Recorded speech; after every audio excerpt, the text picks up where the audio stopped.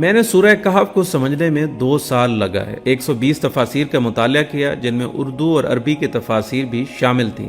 اس کے علاوہ ایک فارسی تفسیر بھی تھی۔ ہم سورہ کہف کو غار والوں کا واقعہ سمجھتے ہیں، مگر اصل مدعا جو ہے اس کی طرف کسی کی نظر نہیں جاتی۔ اس سورت کا مقصد لب لباب یا سینٹرل آئیڈیا کہہ لیں، وہ یہ ہے کہ اللہ اس دنیا میں لوگوں کو 8 طرح کے حالات سے آزماتے ہیں: عزت، ذلت، صحت، بیماری، نفع، نقصان، خوشی اور غمی۔ ہر بندہ ہر وقت ان میں سے کسی ایک حال میں ہوتا ہے۔ ان حالات کو اگر تقسیم کریں تو یہ 2 حال میں تقسیم ہو جائیں گے، یا تو اچھے حالات ہوں گے یا برے، یعنی یا تو بندہ عزت میں ہوگا یا ذلت میں، یا صحت ہوگی یا بیماری۔ تو اللہ تعالیٰ ان 2 حالوں میں آزماتے ہیں، بندہ اچھے حالات میں شکر کرتا ہے یا نہیں، اور برے حالات میں صبر کرتا ہے یا نہیں۔ تو یہ 2 پیپر بنے، ایک شکر کا پیپر اور دوسرا صبر کا پیپر۔ اب اگر بندے نے اچھے حالات میں شکر کیا تو اس نے پیپر کو پاس کیا، اگر ناشکری کی تو اس پیپر میں فیل ہو گیا، اور اگر صبر کے پیپر میں صبر کیا تو پاس ہوا، اور بے صبری کی تو فیل ہو گیا۔ یہ زندگی دارالامتحان ہے، جہاں ہم نے 2 پیپر دینے ہیں، ایک پیپر صبر کا، دوسرا پیپر شکر کا۔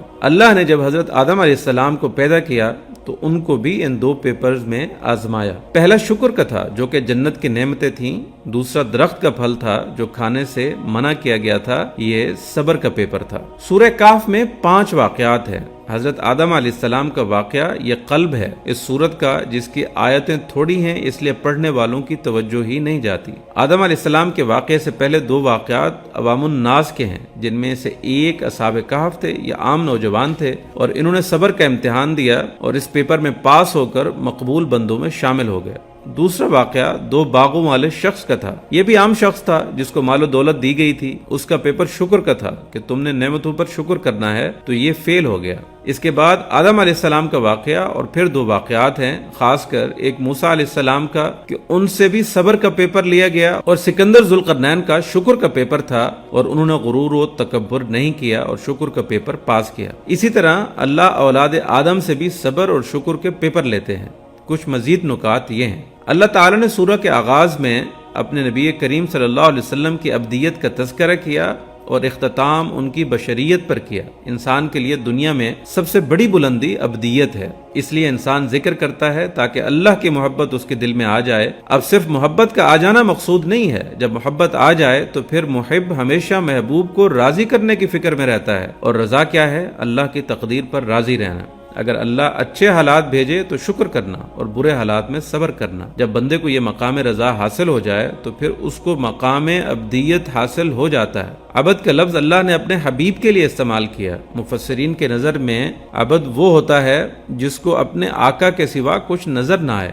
بعض کے نزدیک عبد وہ ہوتا ہے جو اپنے آقا سے کسی بات میں اختلاف نہیں کرتا، ہر حال میں راضی رہتا ہے، شکوہ نہیں کرتا۔ چونکہ اس سورہ کو دجال سے حفاظت کے لیے پڑھنے کا ذکر احادیث میں آتا ہے، اس لیے کہ یہ ہمیں اس سے بچاتی ہے۔ پہلے دجال کے معنی کو سمجھیں کہ یہ دجل سے نکلا ہے۔ دجل فریب کو کہتے ہیں، اور جس طرح تانبے پر سونے کا پانی چڑھا دیا جائے تو وہ اوپر سے کچھ ہوگا اور اندر سے کچھ، اسی طرح دجال بھی اندر سے کچھ اور ہوگا اور باہر سے کچھ اور۔ آج کے دور میں اسی طرح دجالی تہذیب ہے کہ اوپر سے تو خوشنما نظر آتی ہے مگر اندر سے کچھ اور ہے۔ آج کے دور میں ایمان اور مادیت کی ایک جنگ چل رہی ہے۔ آپ اس دور میں اگر اپنا ایمان بچانا ہے تو ہمیں بھی کہف میں گھسنا ہوگا۔ جی ہاں، کہف میں آج کے زمانے میں جو کاف ہیں، اگر انسان ان میں داخل ہو جائے تو وہ دجال کے فتنے سے بچ سکتا ہے۔ جو انسان قرآن مجید کے ساتھ نتھی ہو جاتا ہے، اس کو پڑھنا، سیکھنا، سمجھنا شروع کر دیتا ہے تو وہ بھی اپنا دین بچا لیتا ہے، اور قرآن اس کے لیے کہف بن جاتا ہے۔ احادیث کے مطابق جو بھی مکہ اور مدینہ میں داخل ہو جائے وہ بھی دجال سے محفوظ رہے گا،